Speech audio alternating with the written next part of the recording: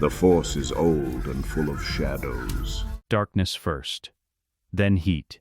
It arrives before anything else, a wall of dry, merciless pressure pressing down on her from every direction at once, forcing itself into her lungs with every desperate pull of breath.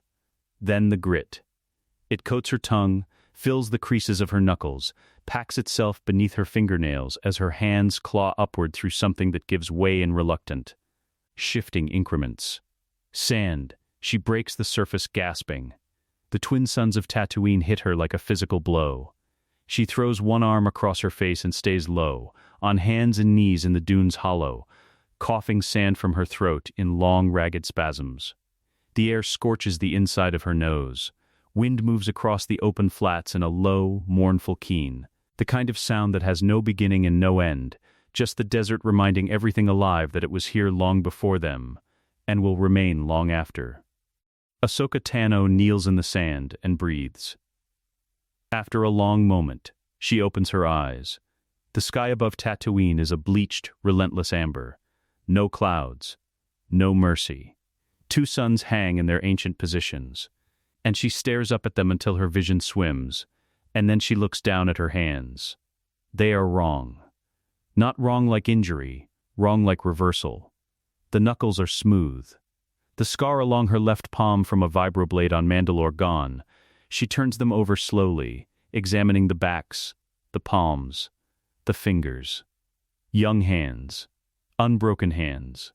She flexes them, and the skin moves easily, without the slight resistance she has carried for years without noticing it. She reaches up to touch her montrals. Shorter. The lekku that hung past her collarbone barely graze her jaw now. She is young. She has been made young. The understanding moves through her not as panic but as a deep, strange vertigo.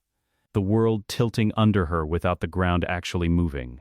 She sits back onto her heels and holds very still with it, the way she learned in the early years of her fugitive life, to hold still with things that couldn't be immediately solved. The sky doesn't answer. The desert doesn't explain. She breathes in the heat, and she breathes it back out, and she waits for her own mind to catch up to her body. Then, out of old habit, muscle memory older than any scar, she reaches for the Force. It answers. The fullness of it stops her completely. Her breath catches in her chest, and stays there. After Order 66, the Force had felt like a city after a firebombing. The architecture still standing in places, the streets still navigable. But the lights gone out block by block across an expanse that used to blaze. Every light that went dark had a name. She had tried, in the years that followed, not to catalog them. The trying never worked. But this is before. Every light burning. The Force sprawling outward from her in all directions like a tide coming in after decades of retreat. And within it, lives. Hundreds of thousands. Millions, Jedi, younglings, masters, knights, the brilliant scattered constellations of an order, still whole. She feels Plo Koon before she can stop herself, his particular presence in the Force like a deep warm current, and the recognition hits her so hard her eyes fill before she even understands she's crying. She presses the back of her hand against her mouth.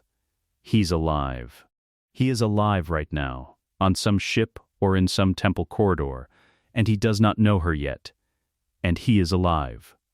The math assembles itself, without her choosing it. No Clone Wars yet. No chips. No order.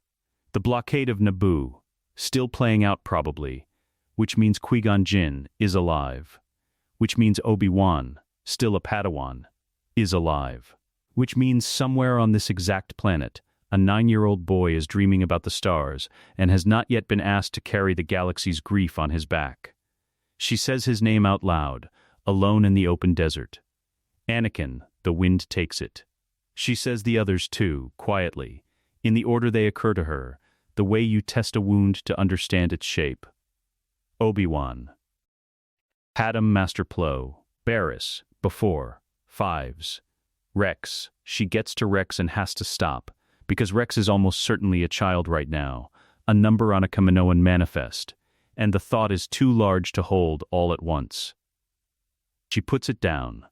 The grief doesn't vanish. Grief like hers doesn't vanish. She has made her peace with that. But it shifts in her chest, alchemized by something she hasn't felt in a very long time. She recognizes it slowly, cautiously, the way you recognize a piece of music you heard once as a child and had forgotten you knew. Hope. Actual, physical hope. The kind that moves in the body instead of just the mind. Ahsoka Tano bends forward until her forehead touches the hot sand, and she weeps. Not gracefully. Not quietly. Her shoulders shake, and the sound that comes out of her is ugly and broken, and 20 years of held weight releasing all at once into the Tatooine desert, where no one can hear it, and no one needs to. The sand is hot against her forehead. She doesn't move. She lets it happen. All of it. Every name and every face and every moment she couldn't save. Because she learned a long time ago that you cannot carry grief by refusing to feel it. You can only carry it by feeling it completely, and then standing back up. She stands back up. She wipes her face with the back of her wrist. Breathes once, long and slow. Looks out across the flat pan of the desert, squinting against the amber light. A cry cuts through the wind. She turns. The convoy lands 12 meters away on the ridge of a dune, white feathers bright against the bleached sky, regarding her with calm, ancient eyes. Its cry comes again. 3 notes, unhurried. The same 3 notes she has heard at the edges of her worst moments, for longer than she can fully account for. Morai, something in Ahsoka's chest releases that she didn't know was still clenched. Okay, she says aloud. Her voice comes out rough from the sand and the crying, but steady. Okay, so it's real.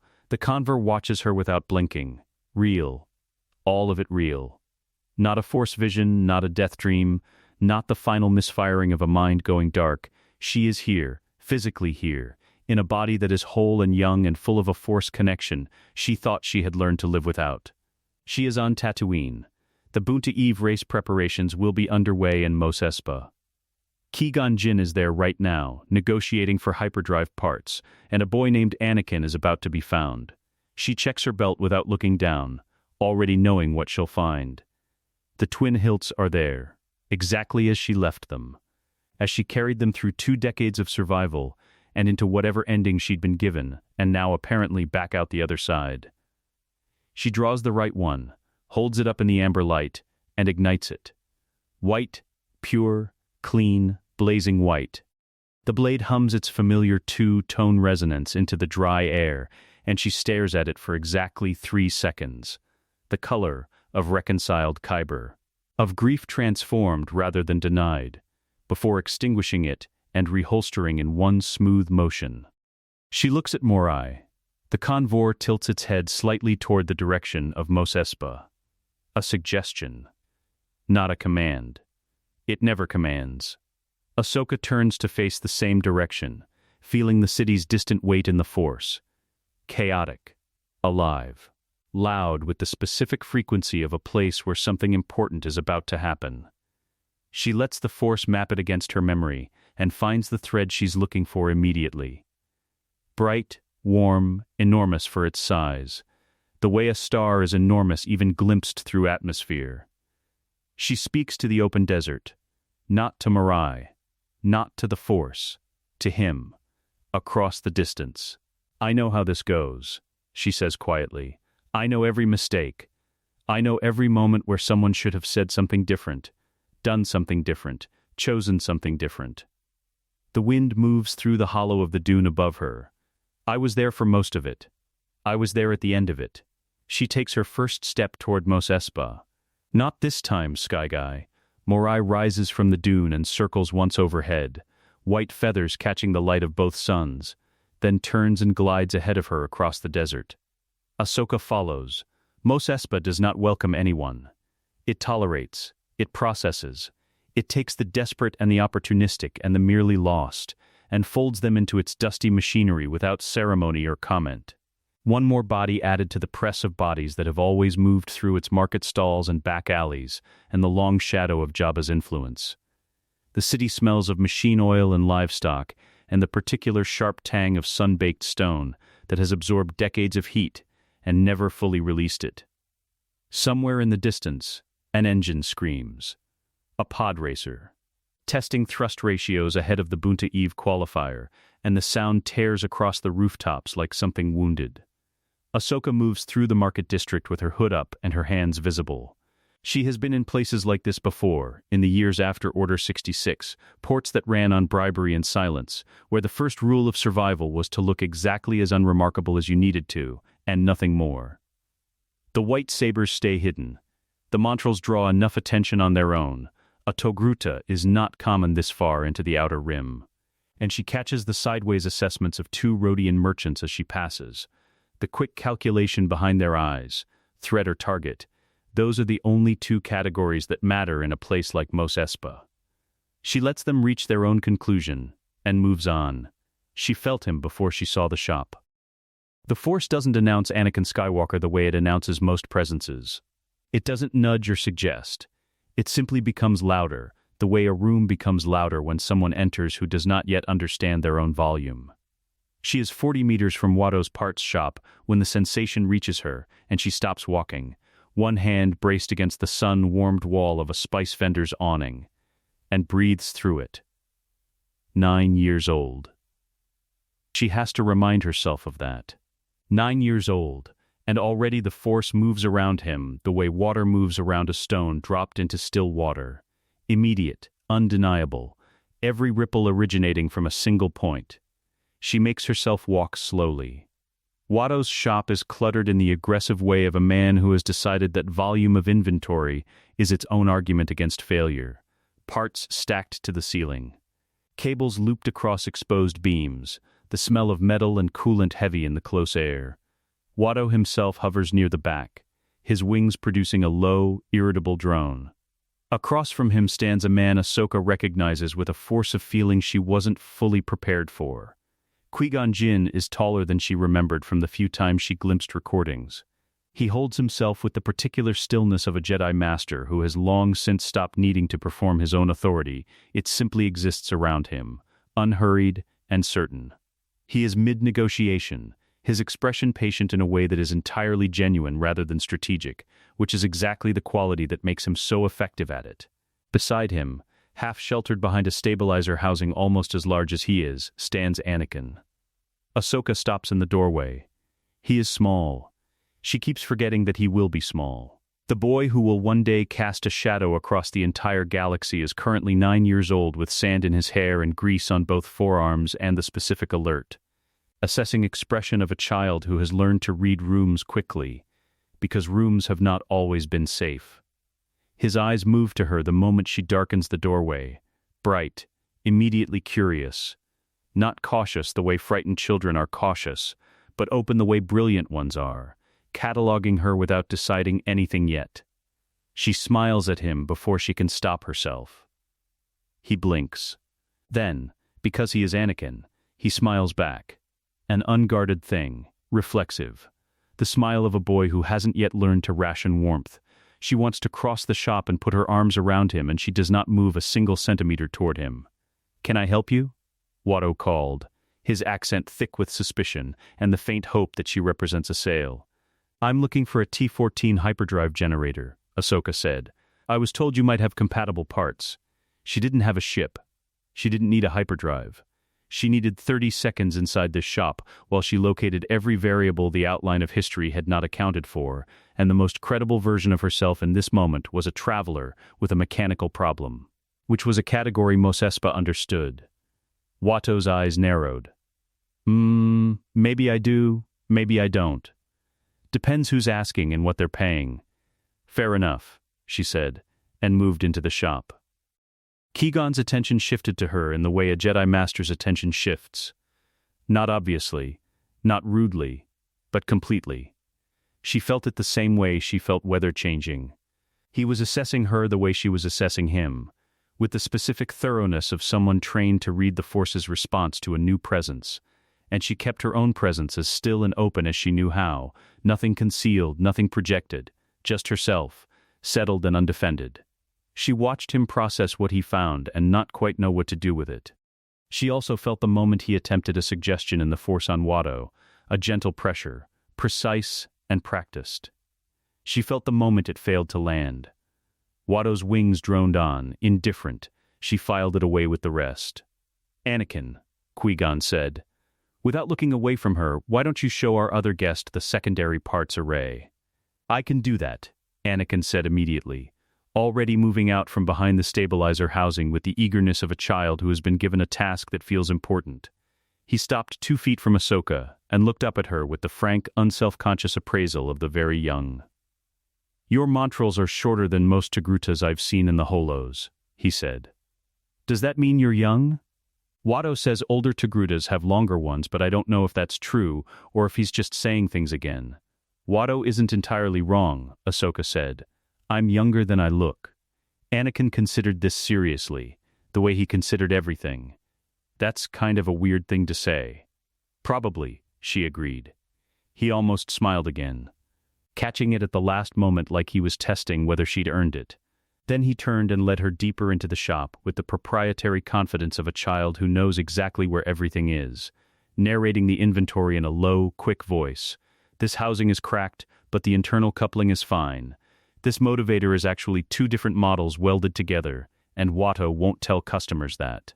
This column over here has the hyperdrive adjacent components sorted by compatibility rating, which Anakin had reorganized himself last month because the previous system made no sense." She let him talk. She listened to his voice, still high, not yet the voice it would become, and she catalogued the things that were the same as what she remembered of him, and the things that weren't. He held himself the same way, weight slightly forward, ready to move. He used his hands when he explained things. He watched her face while he talked to see if she was actually listening or only appearing to, and when he concluded she was actually listening, something in his posture eased by a fraction. 9 years old and already so accustomed to being underestimated that genuine attention from an adult surprised him.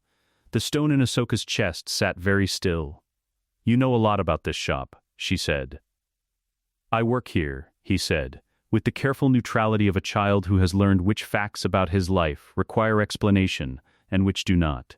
She didn't push it. Behind them, she could hear Qui-Gon and Watto's negotiation moving through its paces, the Jedi's unhurried offers, Watto's theatrical refusals, the particular rhythm of a deal that had not yet found its shape. "What are those?" Anakin asked. He was looking at her belt, specifically at the twin hilts visible, where her cloak had shifted in the movement of crouching to examine a motivator array at his eye level. "Lightsabers," she said. "I know that," he said, with the slight impatience of someone who feels they've been credited with less intelligence than they have. "I mean, the color. I can see the emitter housing, and it's not blue. And it's not green." "What color are they?" She looked at him for a moment. The shop was loud around them, Watto's wing beats, the distant engines scream from the racetrack, the low hum of a city that did not care about this conversation at all. "White," she said. Anakin's expression did something complicated, a rapid, internal series of recalibrations moving across his face before he settled on the only response available to a 9-year-old confronted with a category that doesn't fit any existing framework. "I didn't know they could do that," he said. "Neither does anyone else," Ahsoka said quietly. From across the shop, Qui-Gon Jinn watched them, and said nothing, and did not look away. The Bunta Eve crowd does not watch the race so much as consume it. 60,000 beings packed into the Mos Espa Grand Arena, pressed body to body in the tiered stone stands, the collective noise of them rising and falling with each pass of the course like something breathing. A single enormous organism running on adrenaline and gambling debts, and the specific bloodlust that pod racing produces in crowds who have never had to sit inside one of the machines. The suns are at their apex. The heat coming off the sand is visible, bending the air above the starting grid into liquid distortion. Somewhere in the royal box, Jabba the Hutt presides over all of it with the serene, reptilian satisfaction of a being who profits regardless of outcome. Ahsoka stands at the edge of the pit crew area and watches the grid with her arms folded and her hood down. She had weighed the geometry of intervention across the entire previous evening, cross-referencing what she knew against what she could afford to change, without fracturing the sequence of events that needed to happen. Anakin had to race. He had to win, not because the prize money was the point, but because the win was the proof Qui-Gon needed, the demonstration to a skeptical universe that this boy's instincts could be trusted. She was not here to prevent the race. She was here because Sebulba didn't intend to let Anakin finish it. She had watched the Dug work the grid during the pre-race inspection, the subtle repositioning of himself near Anakin's pod racer, the too casual lean against the engine housing, the small, practiced motion of a hand that knew exactly where to press, and for exactly how long. She had been 12 meters away and hadn't moved, because the sabotage was partial, not fatal. Sebulba was a cheat, not an assassin. He wanted Anakin to fail publicly, not to die. The crash would be designed to eliminate him from the race, and nothing more. She had identified the flaw in that calculation immediately. At the speeds Anakin would be running in a machine already repaired from second-hand parts, and held together by a 9-year-old's ingenuity. Partial sabotage had a variable she doubted Sebulba had bothered to account for. The boy would push harder than any adult racer would when he felt the system compromising. He would demand more from the engines than the sabotage had been designed to accommodate. What Sebulba intended as a controlled mechanical failure had a reasonable probability of becoming something else entirely in Anakin Skywalker's hands. She had fixed it before dawn without waking him. The adjustment had taken 11 minutes. She had worked in darkness by touch and force sense, her hands remembering the particular mechanical vocabulary of pod racing components from years of maintaining equipment on the run. From Rex talking her through emergency engine repairs during the siege of Mandalore when the technical crew was gone. She corrected what Sebulba had done, and she left everything else exactly as Anakin had built it. Because Anakin had built it correctly and deserved to win in the machine he had actually made. Now she watches him climb into the cockpit. From here he is small again, the pod dwarfing him, the twin engines extending ahead on their cables, like the ship is straining forward against a leash. He runs his pre-flight sequence with a focused efficiency that does not look like a child performing a task, but like a pilot performing one. His hands move without hesitation. He does not look at the crowd. Beside her, Qui-Gon stands with the stillness that was becoming familiar. "You were in the hangar last night," he said. Not an accusation. An observation offered with a Jedi Master's precision, accurate, stripped of assumption, leaving room for whatever the truth turned out to be. "I was," Ahsoka said. "Anakin's pod racer." "Yes." A pause. The crowd noise surged as the starting lights initialized, a ripple of 60,000 voices recalibrating to attention. "His machine was tampered with during the inspection," Qui-Gon said. "It was. You corrected it." "I did." He was quiet for a moment. Not processing. She suspected Qui-Gon Jinn had processed the full shape of this exchange approximately 4 sentences before she'd begun it.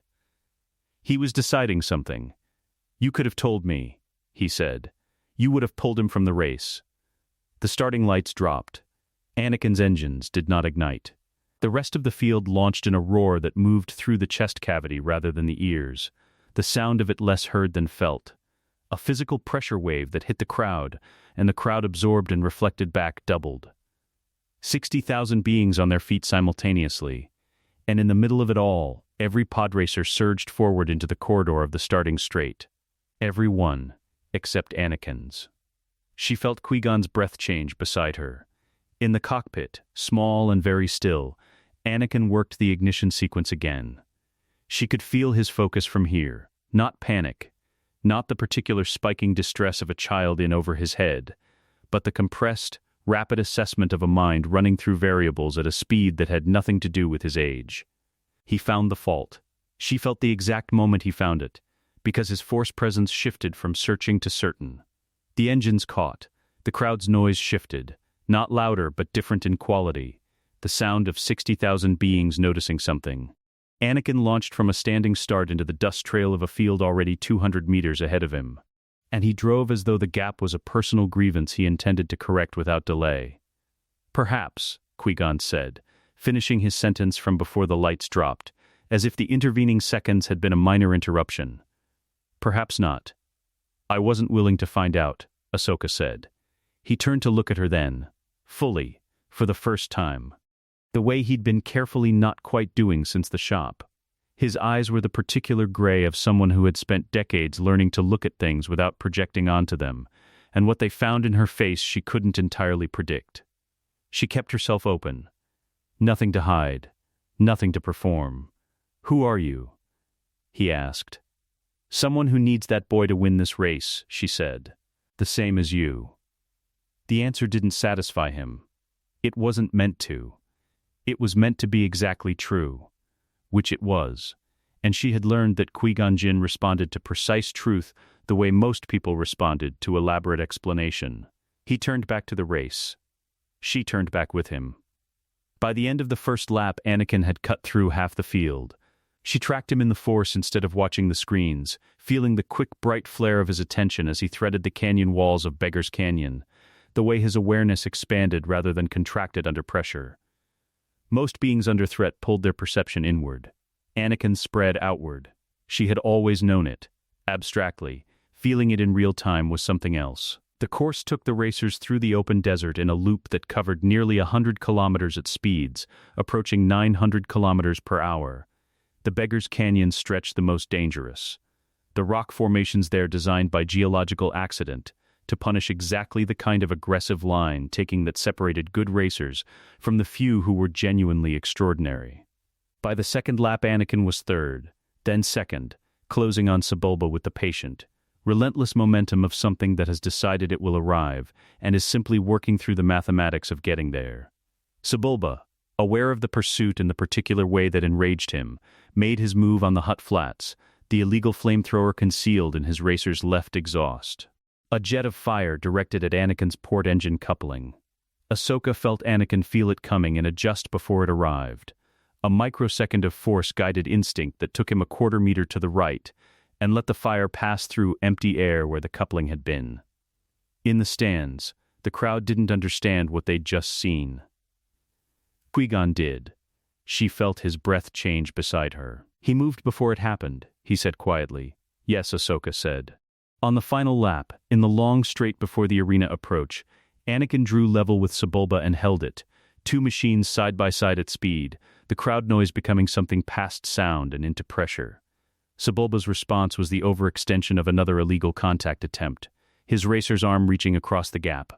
The mechanism caught his own housing instead, pulled something loose from the inside, and his engines dragged him across the desert in a grinding, spectacular crash that the crowd received with the morally uncomplicated delight of 60,000 beings who had not been inside it. Anakin crossed the finish line alone. The crowd erupted. Ahsoka watched the cockpit open, watched the small figure climb out into the noise and the heat and the adulation of a crowd that had no idea what they were looking at. He stood on the pod with his arms raised, grinning, and she thought, he is 9 years old, and he just won a race that grown adults won't attempt, and he did it in a machine he built himself in a desert on the edge of the galaxy. The thought that followed was quieter. This is the first day of his life as something other than a slave. She looked away before the grief could reach her face. Qui-Gon had moved toward the track to meet him. She stayed where she was, watching the space between them close, the master who would see what was there and fight the entire Jedi Order to do something about it, and the boy who would one day burn the galaxy down in the name of love and fear and the absence of anyone who knew how to hold both things at once. Not this time. She said it like a vow and not like a wish, because wishes required uncertainty and she had not come this far to be uncertain. The convoy's cry came from somewhere above the arena, impossible in the noise, perfectly audible. She didn't look up for Morai. She already knew she was there. The Jedi Temple on Coruscant does not breathe the way Tatooine does. Tatooine breathes in heat and wind and the low animal persistence of things surviving against odds. The temple breathes in stone and silence, and the accumulated weight of 25,000 years of people who believed, genuinely and at great cost, that they were doing something worth doing. The spires catch the upper atmosphere's light before the city below has fully woken, and in the early morning the council chamber at the peak of the highest tower holds a particular quality of stillness that has nothing to do with the absence of sound and everything to do with the presence of attention. 12 seats. 11 occupied. Ahsoka stands in the center of the chamber floor and does not fidget. She had stood here before, as a Padawan called to account, as an accused, as a defendant in a proceeding that had nearly consumed her. She knows the precise geometry of this room, by memory, where the light falls, which masters sit in which chairs, the way the space is designed to make the person standing in the center feel the weight of 11 gazes simultaneously. She knows all of it, and she keeps her hands loose at her sides and her breathing even, and she meets each gaze in turn, without performance. Mace Windu speaks first. He usually does, in situations that require someone to establish the terms. You arrived on Coruscant without registration, without affiliation, and without a council-recognized rank, he said. Master Jin has vouched for your character. He has not been able to vouch for your origin. No, Ahsoka agreed. He hasn't. You'll understand why that concerns us. I understand it completely. Mace's eyes narrowed by a fraction, not hostility, but the specific recalibration of a man who had expected either defensiveness or deference, and received neither. He studied her the way he studied everything, looking for the seam between what was presented and what was true. Your lightsabers, he said. She unclipped both hilts and held them out, one in each hand, offered freely.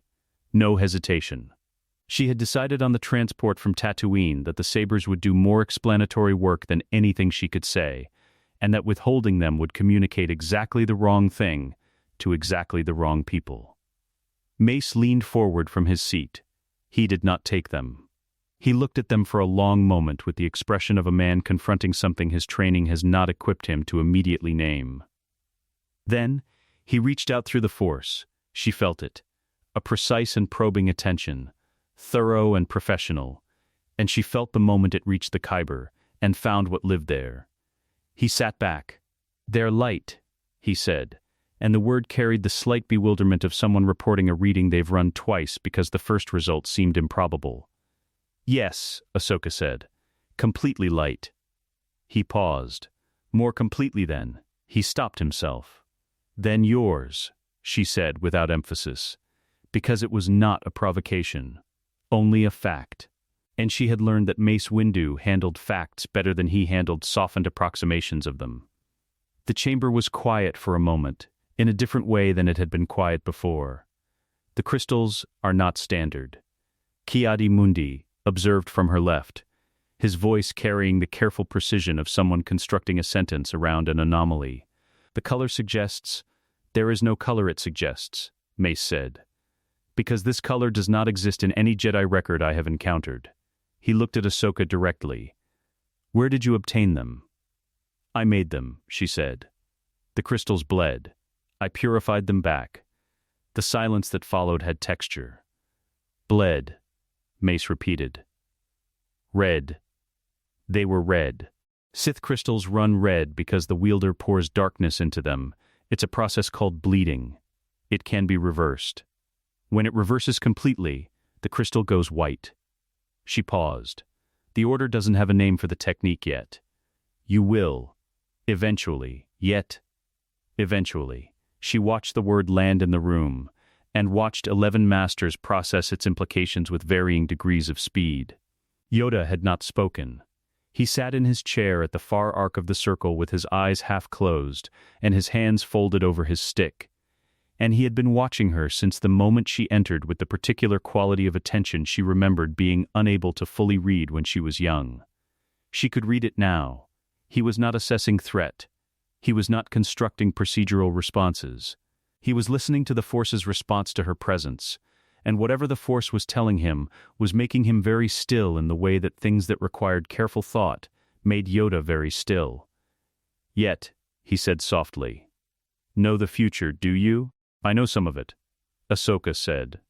Not all. Enough to have opinions. Opinions, the word carried something she suspected was amusement. Though with Yoda, it was never fully separable from gravity. Strong opinions, your lightsabers suggest. I've earned them. Plo Koon had not spoken either. He sat 2 seats to Yoda's right, and Ahsoka had been carefully not looking at him with the full weight of what she felt, because the full weight of it would cross her face, and she was not ready for that conversation in a room with 11 witnesses. She permitted herself peripheral awareness of him, the familiar set of his shoulders. The particular way he held himself that she associated with deep attention rather than casual observation. He was watching her the way someone watches a thing they have almost remembered. She felt it like a hand pressed gently against a bruise. "You are not Jedi," Mace said. It was not a question. "No," she said. "Not exactly. Not exactly," he repeated. "Clarify. I was trained by a Jedi.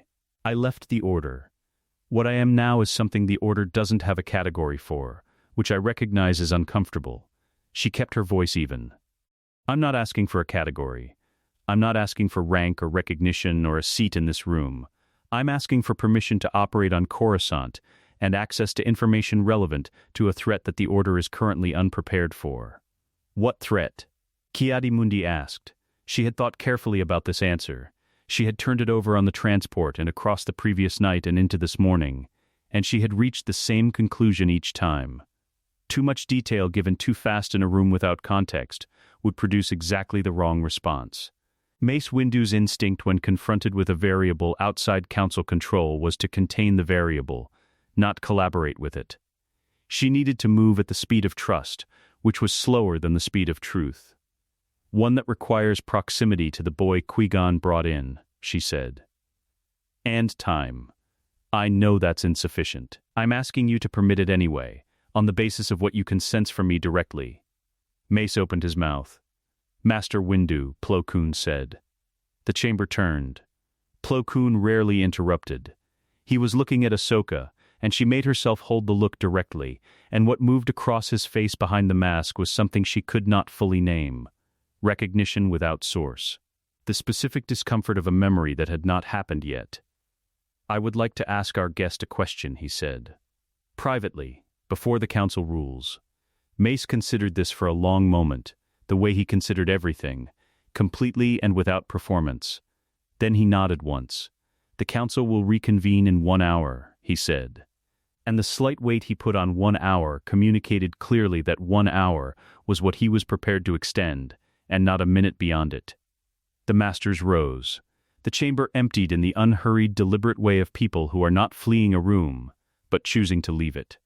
Ahsoka watched them go. She watched the door close. She and Plo Koon were alone. He crossed the chamber floor toward her with the measured pace of someone who is not yet sure what they are walking toward. He stopped 4 feet away. At this distance she could see the fine details of his mask, the way the ambient light caught the lenses of his goggles, the set of his hands at his sides. He looked at her for a long moment without speaking. Then, "Have we met before?" The question was precise. He was not asking whether she looked familiar, or whether he recognized her species, or any of the deflecting versions of the question a less careful being might have offered. He was asking exactly what he meant. Have we met, specifically, you and I, in a way that I should remember and do not? Ahsoka held his gaze. "Not yet," she said quietly. Something moved behind his eyes. Not confusion, something deeper than confusion. Something that sat closer to the bone. He nodded once, slowly, as if she had confirmed something he had suspected and hoped for simultaneously. Neither of them spoke again. The morning light moved across the chamber floor between them, and held. The Room of 1,000 Fountains does not appear in official temple schematics as a place for difficult conversations. It appears as a meditation space, a vast interior garden occupying the temple's middle levels, maintained by a small permanent staff of agricultural specialists who treat the work with the same seriousness the masters upstairs treat theirs. The air is 20 degrees cooler than the corridors outside. Water moves constantly through channels cut into the stone floor, the sound of it filling the space in a way that is not quite silence and not quite noise, but something in between that the mind instinctively categorizes as safe. Things grow here that have no practical purpose, flowering species from 40 systems. Trees that exist in this room and nowhere else on Coruscant. A canopy that closes off the ceiling and produces the specific quality of filtered green light that reminds the body it evolved, somewhere other than stone and durasteel. Qui-Gon Jinn is waiting for her on a bench at the garden center. He does not look like a man who arrived recently. He looks like a man who selected this location with intention and has been organizing his thoughts since before she walked through the door, which is almost certainly accurate. There is a stillness about him that she has come to recognize in the past week as distinct from the Council's stillness. Theirs is institutional, performed through decades of shared practice. His is personal. It belongs to him specifically, the result of a mind that has made its peace with operating outside consensus. He gestures to the bench beside him without preamble. She sits. For a moment neither of them speaks, and the fountains fill the space between them with their indifferent continuous commentary. The Council has granted provisional clearance, he said. Restricted to the Temple District and Coruscant Senate Zone. Supervised contact with Anakin during his evaluation period. I know, she said. Master Windu delivered the terms this morning. With what expression? The one that communicates he is complying with a decision he voted against. Qui-Gon's mouth moved in something that was almost a smile. That narrows it down to approximately half his expressions. He folded his hands in his lap and looked at the nearest fountain, a low, wide basin where something with broad lily-pad leaves floated without any visible interest in its surroundings. He's not wrong to be cautious. No, Ahsoka agreed. He's rarely wrong about the category of problem. He's sometimes wrong about the solution. You're describing most of the Council. I'm describing most of anyone. Qui-Gon turned to look at her, and she felt the quality of it. The full, undeflected attention of a man who had decided to stop approaching this conversation sideways. He had given her a week. He had watched her with Anakin in the evaluation rooms, watched the way the boy tracked her movements. The way his Force presence settled into something calmer when she was near without either of them appearing to do anything deliberate. He had watched her in the Council session. He had watched Plo Koon's face when she left the room. He was done watching.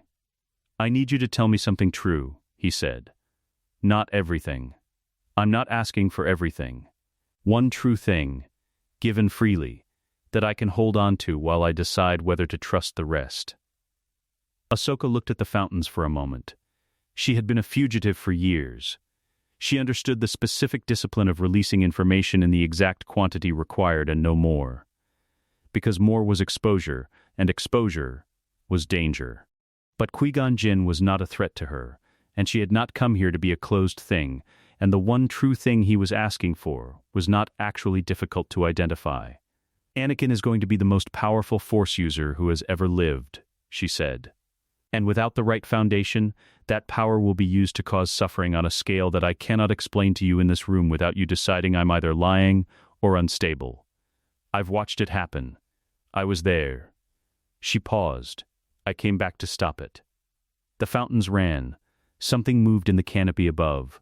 A small bird, resident in the garden, shifting branches. Qui-Gon was quiet for a long moment. Came back, he said carefully. Yes, from later, she said. Much later. He absorbed this with the equanimity of a man whose relationship with the living Force had already required him to accept several things the Jedi Code had no official position on. His expression did not fracture. It settled. The way expressions settle when a piece of information confirms a shape that was already forming, rather than introducing an entirely new one. The suffering you described, he said. It's happened. Yes, order of magnitude. She met his eyes. Billions, the words sat between them in the green-filtered light and neither of them moved. Qui-Gon breathed in slowly. Breathed out. The deliberate breathing of a man who has received information his body needs a moment to metabolize before his mind can continue working. And Anakin is the cause, he said. Anakin is the mechanism, she said. The cause is older and more deliberate, and has been operating for decades without the Order identifying it. Anakin is what happened when that cause found the right instrument at the right moment of vulnerability. She kept her voice even. He is not the villain of this story. He is the loss. Qui-Gon was quiet for a long time after that. She let him be quiet. The fountains were patient. In what you remember, he said finally, where did it begin to go wrong? Ahsoka considered the question with the seriousness it deserved, because she had thought about it for years in the aftermath and she had more than one answer, and the answers were not all comfortable. Fear, she said. The code told him attachment was forbidden without explaining why love and attachment are different things. So he hid everything he loved, and hidden things fester. And the Order was too afraid of his power to give him a master who would. She stopped. Who would what? Who would break the rules for him, she said. Who would love him back, openly, in front of everyone, and refuse to pretend that care between a master and Padawan is a compromise of objectivity rather than the entire point. She paused. Jedi are not better when they are isolated from love. They are more fragile. The Code got that wrong. Qui-Gon looked at her steadily. The Council would disagree. The Council is wrong about several things. You know that. You've spent your career knowing that. He was quiet again. Then, you're asking me to take him. I'm not asking you anything, she said. You were always going to take him. That part doesn't change. I'm asking you to do it differently. To tell him what you feel directly, without the Order's vocabulary softening it into something acceptable. To be his master in the way you actually are rather than the way the Code suggests you should perform it. She looked at him. He needs to know he is loved without conditions attached. He has never known that. It becomes the wound everything else enters through. Qui-Gon looked at the fountain for a long time. She watched something move through his face, not the recalibration of a man receiving new information, but the recognition of a man discovering that something he had already believed privately had just been said aloud by someone else, in a garden, on a morning in early spring. As plainly as if it were a fact about hyperdrive mechanics. I have always found the Code's position on attachment philosophically incomplete, he said. I know, Ahsoka said. You know because you will eventually say so. Publicly, in a room full of people who disagree with you. And it costs you something. And you say it anyway. She paused. You're one of the only masters who does. He looked at her with an expression she couldn't entirely decode. Something layered. Something that held both sorrow and a quality she thought might be, quietly, gratitude. This burden you're carrying, he said. Knowing what you know. Watching people who don't remember what you remember move through choices whose consequences you've already witnessed. He paused. That must be very lonely. Ahsoka looked at the water moving through the stone channels. The knowledge sits in her chest like a stone. It always has. She has carried it since before the Force returned her to this moment, across years of surviving and grieving and learning how to function with the specific weight of everything she knows and cannot say. She has not yet said it aloud to anyone, because saying it aloud required someone who would receive it without flinching, and she had not been sure until this moment that she had found one. Yes, she said. Qui-Gon nodded once. Slowly, the way he nodded when he had made a decision. Then you won't carry it alone, he said. Not while I'm here. The fountains ran. Ahsoka did not say anything. She didn't need to. Rain on Kamino falls the way it does nowhere else in the galaxy. Not weather, siege. The ocean planet has no land to interrupt it, no terrain to break the system apart into manageable local events, so the storms that move across its surface are continental in scale and permanent in character. The kind of rain that has been falling since before the first platform was anchored to the seabed and will continue falling long after the last one rusts through. It hits the transparasteel windows of Tapoka City in continuous, driving sheets that turn the exterior world into pure gray. No horizon, no sky, no distinction between ocean and atmosphere, just an undifferentiated pressure of water against glass that makes the interior feel less like a room and more like a submersible. Ahsoka watches it from a corridor window and does not find it comforting. She had come to Kamino on information, not instinct, though the two had been pointing the same direction for 3 weeks, ever since a name surfaced in a conversation she was not supposed to be part of. A Kaminoan procurement liaison, speaking too freely at a Senate function with a junior Republic intelligence attach, referencing a standing military contract of unusual scale.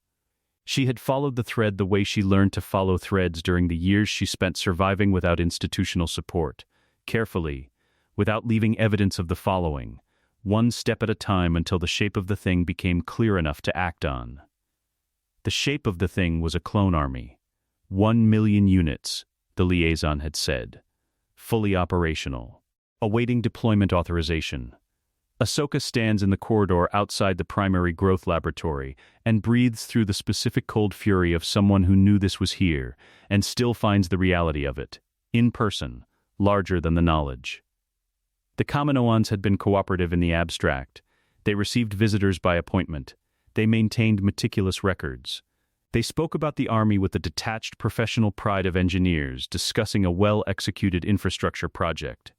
They did not ask why a force-sensitive civilian with provisional Jedi Council clearance wanted a tour of the facilities. They did not ask most questions that weren't directly relevant to contract specifications, which was a quality Ahsoka found simultaneously useful and deeply unsettling. She had requested access to the growth chambers. They had provided it without hesitation. She had requested a specimen review of inhibitor chip specifications. They had paused at that one. She is still waiting for the answer. The door at the corridor's end opens, and Prime Minister Lama Su glides toward her with the long-necked, unhurried grace of a being whose entire evolutionary history has been spent in interior spaces. He is flanked by Chief Scientist Nala Se, whose expression, in Ahsoka's limited experience of Kaminoan facial vocabulary, translates roughly to professional suspicion carefully arranged to resemble professional neutrality. The inhibitor chip documentation you requested, Lama Su said, falls under contract confidentiality protocols established by the original commission. I understand, Ahsoka said. Who commissioned the chip specifically? The Army commission was placed by a Jedi Master named Sifo Dyas. Was the inhibitor specification part of his original order? A pause. Brief, precise, the kind of pause that has a specific thing inside it. The behavioral modification component was added at a later stage, Nala Se said, by a representative of the Commission's oversight body. What representative? The name in our records is Tyrannus. The name hits her sternum and stays there. Dooku. Count Dooku. Already operating, already embedding the mechanism of Order 66 into 1 million bodies growing in tanks, 3 corridors away. She had known this intellectually, she had known the timeline, known the sequence, but standing in a white corridor on a rain-siege planet, hearing the name spoken aloud by a Kaminoan scientist with the same tone she would use to reference a part supplier, is something her body responds to before her mind catches up. She keeps her face still. These chips, she said. What is their documented function? Inhibition of rare aggression mutation in cloned subjects, Nala Se said. A biological safeguard against unpredictable combat behavior. Has this mutation been observed? Another pause. It has not yet presented in any evaluated subject. So the chips address a problem that hasn't occurred, Ahsoka said, in subjects who have shown no indication it will occur. Nala Se held her gaze with the expression of someone who is very good at not confirming things by their silence. Ahsoka looked at the window at the end of the corridor. Rain. Always rain. I'd like to see the barracks, she said. The clones are young in the way that hits differently when you've known them old. She walks through the training barracks with Lama Su providing narration she is not listening to, because what she is doing is looking at faces. The accelerated aging means the youngest cohorts visible in the barracks run at apparent ages between 8 and 12, children, functionally in bodies moving through combat drills with the mechanical precision of a program they were born already knowing. They do not look unhappy. She is not sure that makes it better. She passes a group running hand-to-hand sequences, and one of them, executing a rotation that brings him briefly facing her direction, has Rex's jaw, and Rex's eyes, and Rex's particular quality of attention, and she stops walking. The young clone finishes his rotation and falls back into formation. Lama Su continues speaking. Ahsoka makes herself move. The inhibitor chips are in all of them. Already there, already dormant, waiting for a signal that she knows will come through a mechanism that has not yet been built but is being built, right now. Somewhere, by someone operating under the name Tyrannus on behalf of a Sith Lord, sitting in a Senate office on Coruscant discussing tariff reform with earnest, oblivious legislators. She runs the geometry as she walks. 1 million clones. Chips already implanted. The army has been commissioned. The war it will fight has been engineered, and the command that will turn these soldiers against the people they fight beside is sitting inside their skulls, waiting with the patience of a thing that does not experience time. The solution presents itself with the clarity of something she has had 3 weeks of transit to think about. She cannot remove the chips from 1 million clones. Not alone, not covertly, not without triggering exactly the kind of institutional alarm that would accelerate the timeline rather than interrupt it. What she can do is document everything: the chip specifications, the Tyrannus commission record, the gap between stated function and observable necessity, and bring it to a Jedi Council that she has spent 2 months carefully and deliberately establishing enough credibility with to be taken seriously when she says something that sounds improbable. She can also ensure that the people who need to know this name know it before it can be hidden. Tyrannus, Dooku, the thread from Kamino to Coruscant to the separatist movement that hasn't fully ignited yet. The chain of it laid out in her memory like a map she has been waiting for permission to read aloud. She stops at the final window before the exit corridor. Outside, in one of the covered training yards visible through the rain-streaked glass, a group of older clones, apparent age mid-20s, which means actual age perhaps 10 or 12, run a coordinated tactical exercise with a focus and cohesion that is genuinely impressive and genuinely heartbreaking in equal measure. They move like a unit that trusts each other completely. And they do. Because they have been grown to. And they will die for that trust when the time comes. Unless the time doesn't come. Unless she watches them for a moment longer than she intends to. Then she turns away from the window and walks back toward the landing platform where her shuttle is waiting, and she begins composing in her head the report she will deliver to Qui-Gon Jinn tonight, and then to the Council tomorrow, and she does not let herself look back at the training yard. Looking back will not help them. Moving forward might. Kamino's reign follows her all the way to the platform, relentless and indifferent, the sound of it against the hull of her shuttle a continuous percussion as she lifts off and punches through the cloud layer into the silence above the storm. She does not find the silence comforting either. Somewhere below her, in the white corridors of Tipoca City, 1 million men sleep in their tanks with Dooku's contingency nested against their brainstems, patient as stone, waiting. She sets her course for Coruscant and pushes the engines hard. 3 years pass the way water moves through stone. Not quickly. Not dramatically. But with the kind of persistent, daily pressure that changes the shape of things so gradually that you only notice the difference when you look back at where you started and find it unrecognizable. The Jedi Temple at the close of 29 BB is not, on its surface, a different institution from the one Ahsoka walked into 3 years ago. The same spires. The same morning light through the council chamber windows. The same unhurried rhythms of a place that has existed for millennia and expects to exist for millennia more. Beneath the surface, quietly, things have shifted. She does not take credit for most of it. The credit belongs to Qui-Gon, who has spent 3 years doing what Qui-Gon Jinn does when he has decided something is right, pursuing it with absolute, cheerful, immovable conviction regardless of institutional friction. He had taken Anakin as his Padawan over Mace Windu's formal objection, and Yoda's carefully worded concern and the collective unease of a council that had voted against the training and watched their vote be set aside, by a master who simply looked at the vote and continued doing what he intended to do anyway. He had told Anakin he was proud of him, directly in those words, without the code's softening vocabulary. She had been 3 corridors away when it happened, and had felt the shift in Anakin's force presence from that distance, the specific quality of a wound that has been given what it needed, rather than what was manageable to give. Now Anakin is 12, and the boy he is becoming is already different.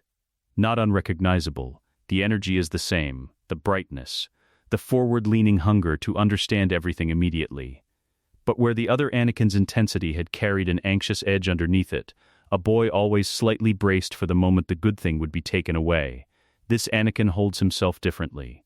He disagrees with his master openly and without apology. He asks the council questions that make Mace Windu's eye develop a slight, involuntary twitch. He is occasionally arrogant in the specific way of a very gifted 12-year-old who has been told clearly that his gifts are real, which is a problem she considers significantly more manageable than the alternative. He has also, in the past 6 months, decided that Ahsoka is his older sister. He has not announced this formally. He simply began behaving as though it were settled fact, the way he approaches most conclusions he has reached through his own reasoning, not a declaration requiring ratification, just a thing that is true and therefore can be acted on. He borrows her practice equipment without asking. He shows up at her quarters when he has an argument with Obi-Wan that he wants a second opinion on. He introduced her to Padme Amidala during the senator's first visit to the temple, with the words, "This is Ahsoka. She's basically my family," with the complete emotional confidence of a child who has been taught that love is not a liability. Padme had looked at Ahsoka with sharp, assessing eyes and said, "He talks about you constantly." "I know," Ahsoka had said. "I'm sorry." "Don't be," Padme had said, and something in her expression had shifted from assessment to something warmer. The recognition of a woman who understands instinctively what it means to have someone in your corner who refuses to be moved. They had eaten dinner together that evening, the four of them, Qui-Gon, Anakin, Padme, Ahsoka, in a small room off the temple's visitor quarters that had no official designation and no particular furniture beyond a table and 4 mismatched chairs and a window overlooking the mid-level skylanes.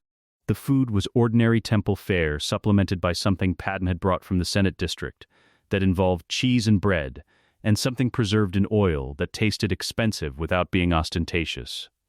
Anakin had done most of the talking. He talked about his training, about a levitation exercise that Obi-Wan had assigned that he had completed 6 different ways because the first 5 worked, but he wanted to understand why. About a theory he was developing regarding force-assisted mechanical intuition that he was fairly sure no one in the Order had formally documented. About a pod race result he had been following on the Outer Rim feeds. About a question he had asked Master Yoda last week that had produced an unusually long silence, followed by what Anakin described as a non-answer that was somehow also a very specific answer. Qui-Gon had listened with the patient delight of a man who finds his Padawan's particular frequency of thought genuinely interesting. Padme had pushed back on 3 of Anakin's arguments with the precise, unsentimental political intelligence of a woman who had been running a planet at 14 and had very little patience for conclusions that hadn't been tested. Anakin had loved it. He argued better when he was being taken seriously rather than managed. Ahsoka had sat at the corner of the table and watched it, and held it with both hands inside her chest, and not said much. The weight of the knowledge is still there. It is always there.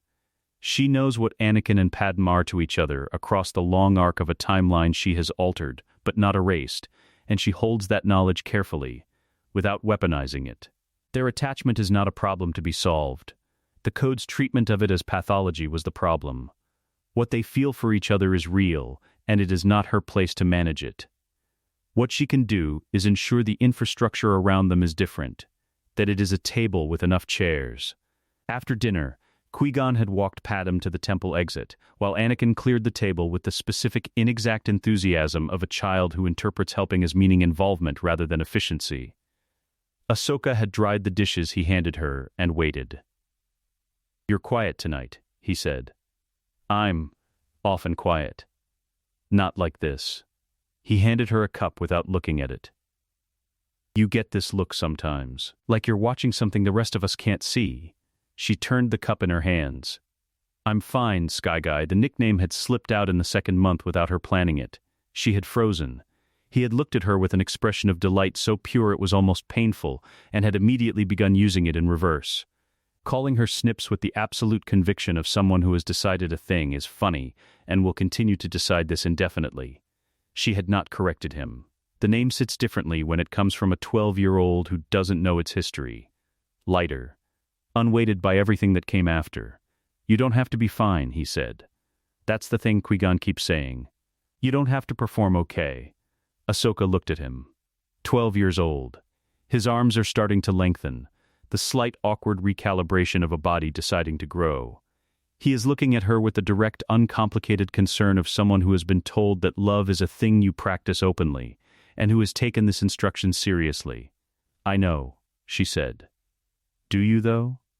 She almost laughed. "You sound like him." "Good," Anakin said, with complete sincerity. "He's usually right." She handed him the last cup to put away, and looked at the dark window and the skylane traffic moving past it, in long, quiet streams of light. Somewhere in the city, in an office she knew the location of precisely, a man was making calculations. Moving pieces.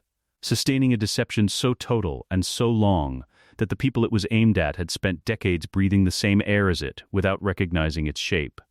Not for much longer. The Camino report had reached the Council 4 weeks ago. She had delivered it to Qui-Gon first, then to Mace Windu directly, then sat in a council session and watched 12 masters process the existence of a secret army and a commission record, bearing a name, Tyrannus, that none of them had encountered, and all of them understood the implications of. The session had lasted 6 hours. The investigation authorized at its close was ongoing. The net was closing. She felt it the way she felt weather, not seeing it yet, but the pressure shifting, the charge in the air before the event. Anakin closed the cabinet and turned around. "Ahsoka," he said. "Yeah, whatever you're not telling us." He paused, assembling the sentence with the careful deliberateness of someone who has been thinking about it for longer than this conversation. "When you're ready. We're not going anywhere." The knowledge sits in her chest like a stone. It always does. But tonight, in a small room with mismatched chairs and the smell of something that had tasted expensive, with Morai's shadow passing once across the window and gone, it is fractionally lighter than it was this morning. The Coruscant underworld does not sleep. It has no mechanism for sleep, no day cycle reaches this deep.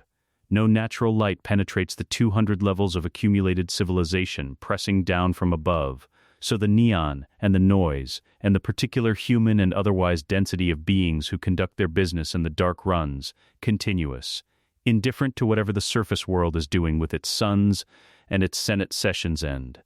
Its daylight respectability. Level 1313 smells of condensation and ozone, and the grease of 10,000 food vendors working in permanent artificial twilight. The sound is layered, conversation in 40 languages, engine beats from the cargo corridors, the distant rhythmic thud of something industrial that has been running so long no one remembers what it's for. Ahsoka feels the ambush 14 seconds before it arrives. She identifies it as she identifies most threats, not as a single signal but as a convergence. The cargo hauler that has been pacing them 3 intersections ahead. The maintenance worker at the junction who has not moved in the 12 minutes since they passed him the first time. The slight, deliberate thinning of foot traffic in the corridor ahead. The way crowds unconsciously route around things they don't want to be near. 14 seconds. "Anakin," she said, without changing her pace. "I know," he said. He is 12 and his voice is starting to crack at the edges, and he identified the same convergence 10 seconds after she did, which is still very fast for a 12-year-old. "How many?" She reached out. The Force mapped the corridor ahead and the 2 branching maintenance shafts and the elevated cargo platform 40 meters to the right in a single, rapid pulse. 16, professional, 2 Force-sensitive signatures, one significantly stronger than the other. Anakin absorbed this without breaking stride.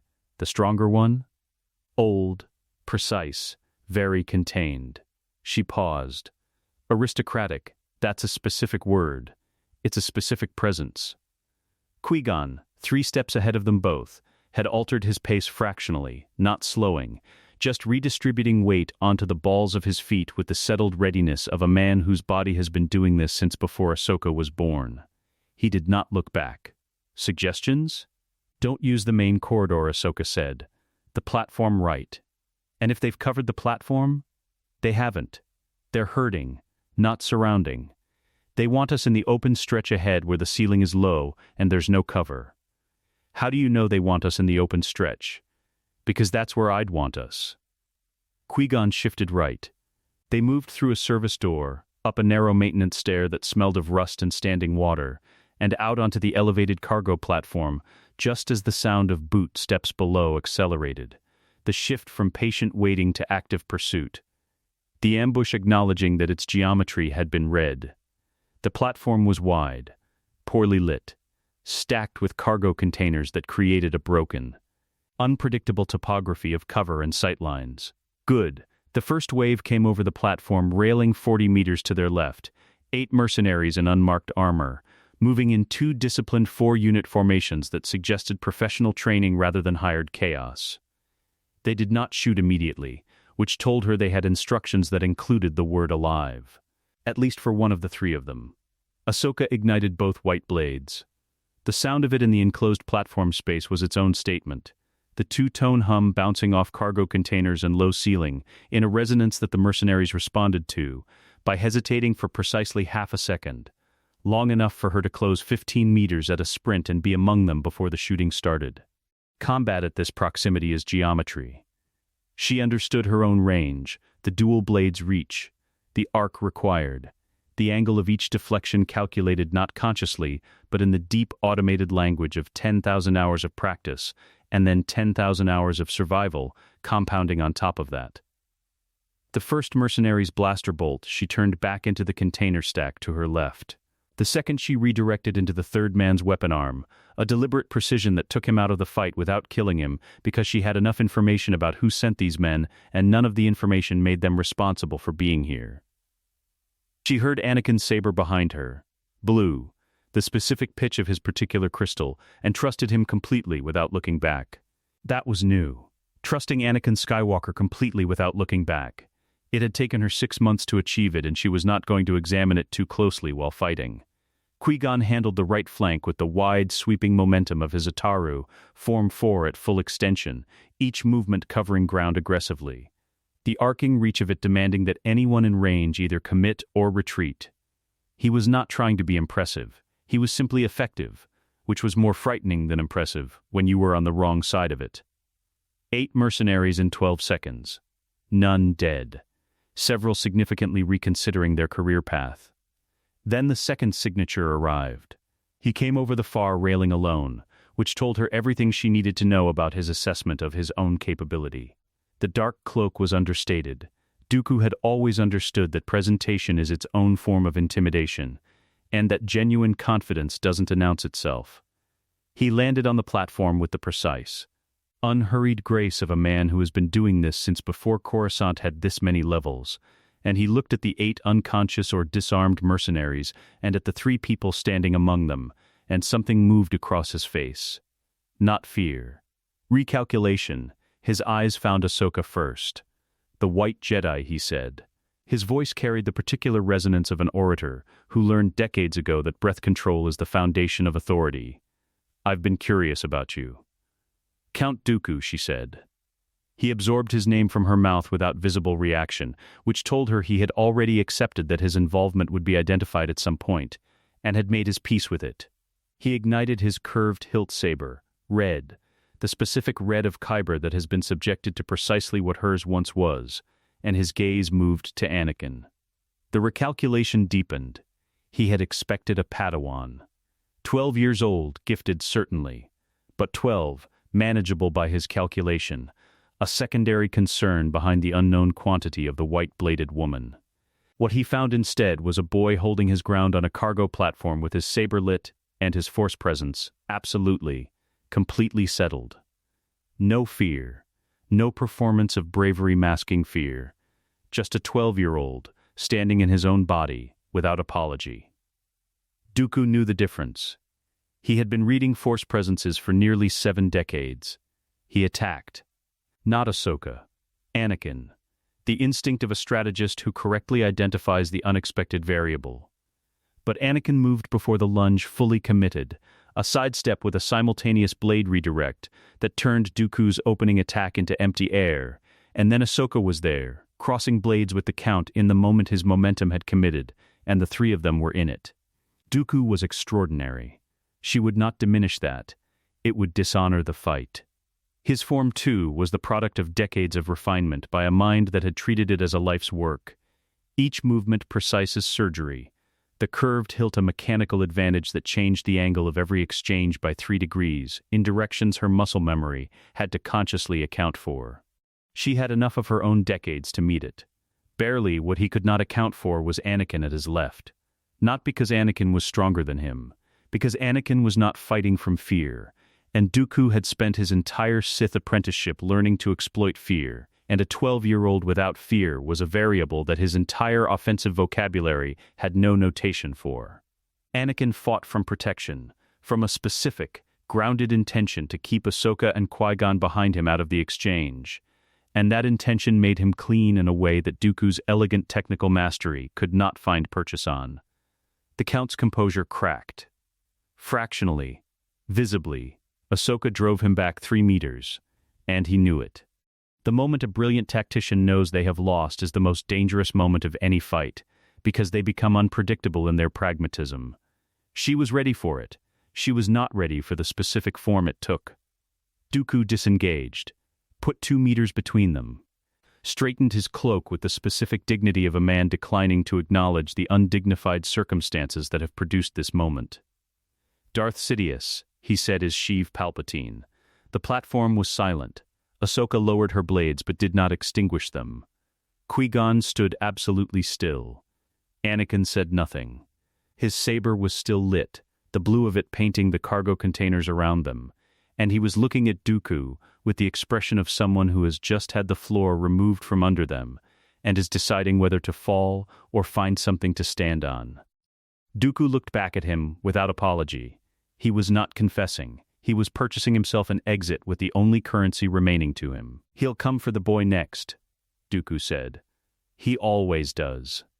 He stepped back over the railing and was gone. The neon and the noise of level 1313 continued below them, indifferent. Anakin turned to Ahsoka. His eyes asked the question his voice hadn't found yet. She met them steadily, her white blades still burning in the dark. She did not look away. The Senate District at dawn holds a particular quality of false peace. The buildings are too large and too permanent, looking to suggest anything urgent is happening inside them, which is precisely the architectural intention, legitimacy performed in stone and scale.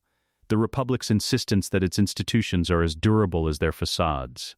The Chancellor's office tower catches the first light before anything else on the skyline, its upper windows going briefly gold before the angle shifts and the rest of Coruscant wakes around it. From the air, it looks exactly like what it has always appeared to be. Ahsoka does not look at the building. She looks at the people beside her. Qui-Gon, walking with the settled certainty of a man who has made his decision and metabolized all doubt about it before leaving the temple. Plo Koon, whose presence in the Force carries a deep, sonorous quality she associates with the specific gravity of someone who has accepted a dangerous thing must be done, and has declined to waste energy resisting that fact. Anakin, 13 now, his birthday had been 3 weeks ago. A small dinner, 4 mismatched chairs, the same table, walking with his hands open at his sides and his Force presence, doing something she has never felt it do in anyone before. He is afraid. She can feel it. He has not stopped being afraid since level 1313. He is walking anyway. She wants to tell him that this is the definition of courage, that afraid and walking anyway is the only version of bravery that actually means anything. But he already knows it. She can tell from the set of his jaw that he knows it, and saying it aloud would be for her comfort, not his. She saves it. The outer security checkpoint recognizes them from the Council's emergency authorization. Sealed under Mace Windu's personal cipher 30 minutes ago, the fastest institutional movement she has ever seen from the Jedi Order, which she suspects reflects less the Council's legendary decisiveness than Mace Windu's specific response to being presented with evidence that an enemy had been operating inside his perimeter for decades without being seen. Mace Windu does not take that particular failure personally, in a small way. The lift descends. Ahsoka watches the floor indicator and listens to her own breathing and reviews the fight geometry one more time, because reviewing it again will not help, and not reviewing it would be uncharacteristic. Palpatine's Force concealment is extraordinary. She has known this her entire adult life. In the years of the Empire, she had tried to understand how he had sustained it, and had concluded that the technique was only partly technical. The rest was philosophical. Sidious genuinely believed the dark side was the natural order of things, and beings who believe their nature is correct do not produce the subtle dissonance of concealment. He had not been hiding. He had been waiting, as patiently as geology waits, for the galaxy to arrive at what he considered an inevitable conclusion. Today the conclusion is different. The lift stops. The doors open. The outer office is empty, staff dismissed. Ahsoka suspects, because Palpatine has known since level 1313, that the geometry of his operation was compromised, and the staff are witnesses he does not need. The room is precisely as it always appears in official documentation, tasteful, understated, the art and furniture of a man whose power is so total that performing it would be redundant. Palpatine stands at the window with his back to them. For a long moment he does not turn around, and the quality of his stillness is different from the stillness of a man surprised. He has been here, in this position, waiting. He turns with the unhurried deliberateness of a being who is demonstrating, in the simple act of turning around, that he has decided how this proceeds. What he presents when he faces them is no longer Palpatine. The persona drops with the comprehensiveness of something that was always provisional. The warmth, the grandfatherly ease, the particular quality of attention that had made a decade of senators feel individually seen. Gone. What remains is Sidious.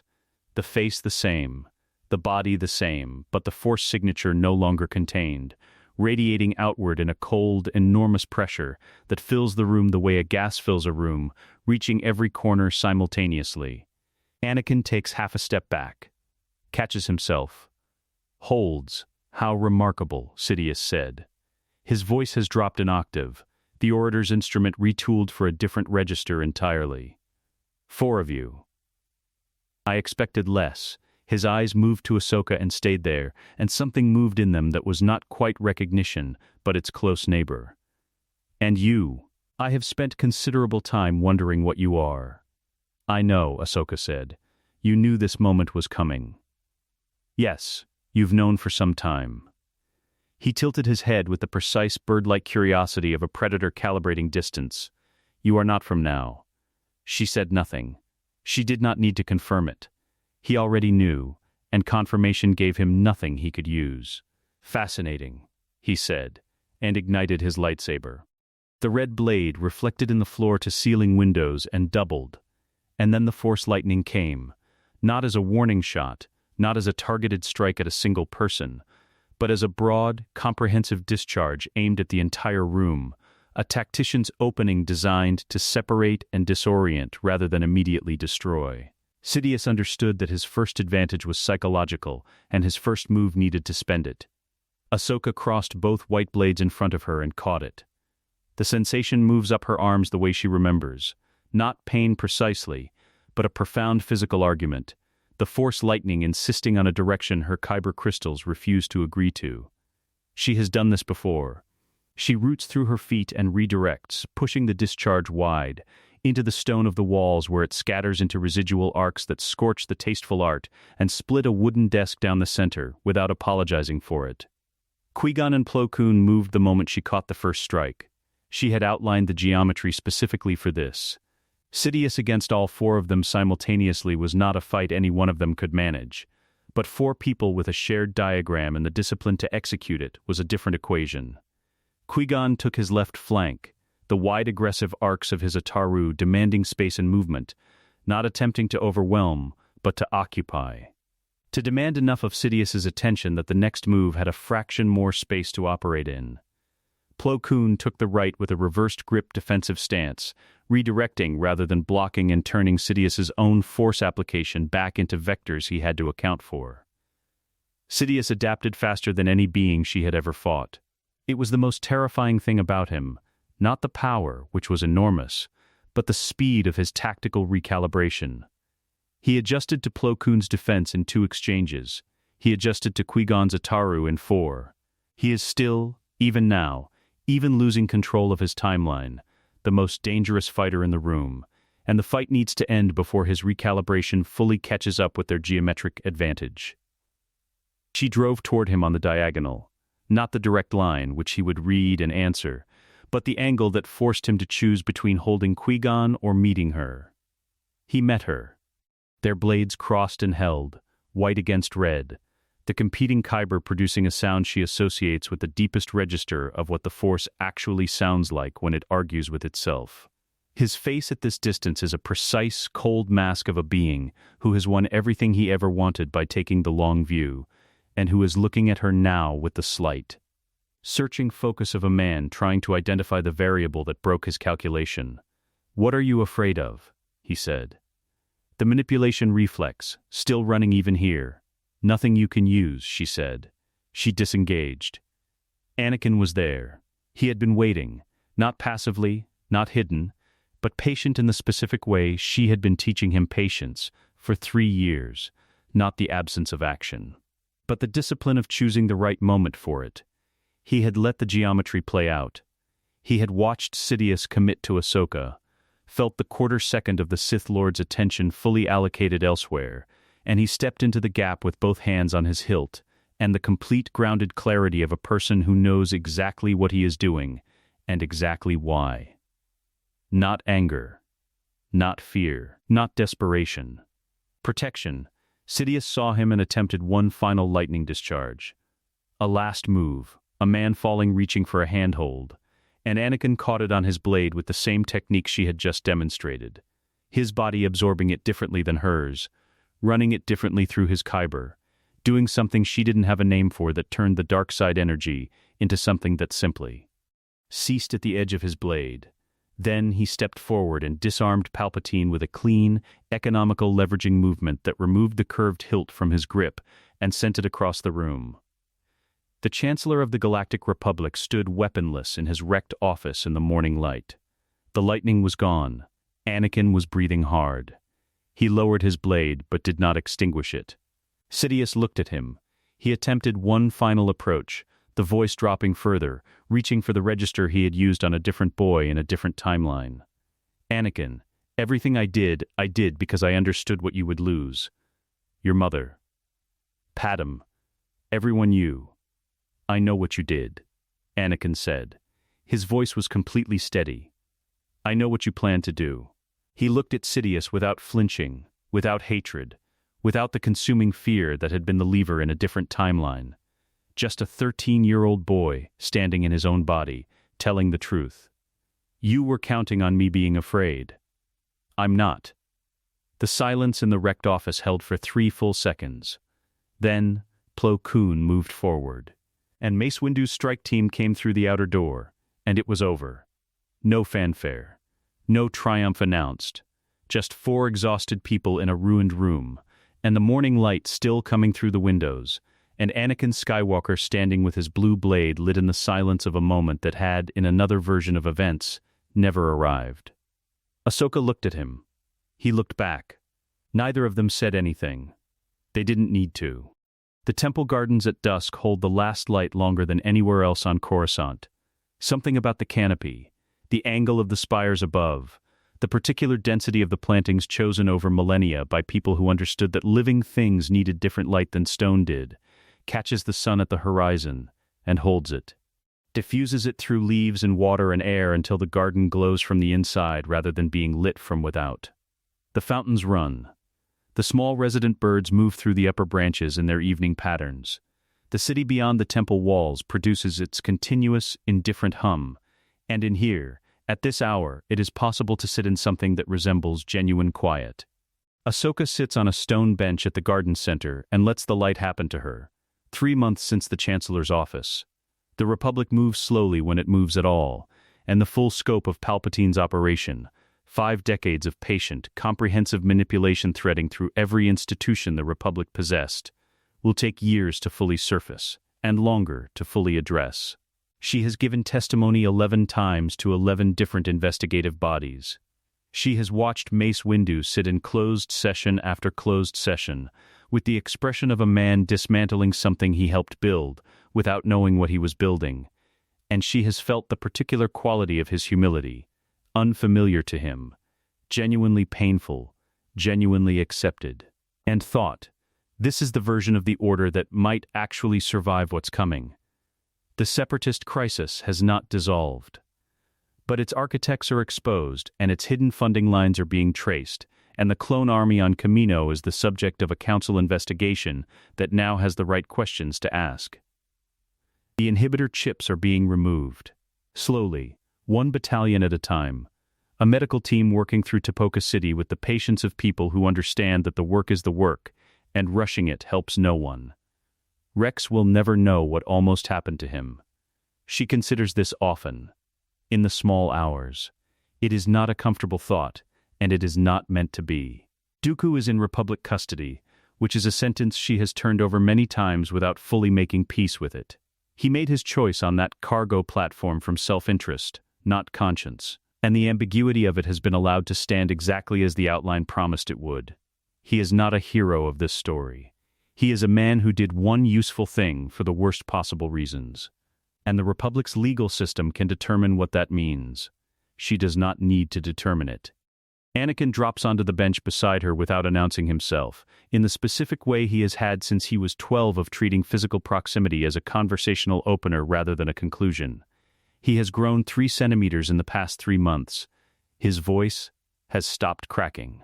He has his own hands, she thinks, and she catches herself mapping him against memory and corrects it, because he is not who she knew. He is who he is. Qui-Gon says, "You're leaving," he said. Not a question. He had been building toward this conversation for 2 weeks and had finally decided to have it directly, which is the version of Anakin she trusts most. "Yes," she said. "When?" "Tonight, I think." She paused. "I'm not entirely sure it's a choice I make. I think it's more like, when the work is done, the Force decides."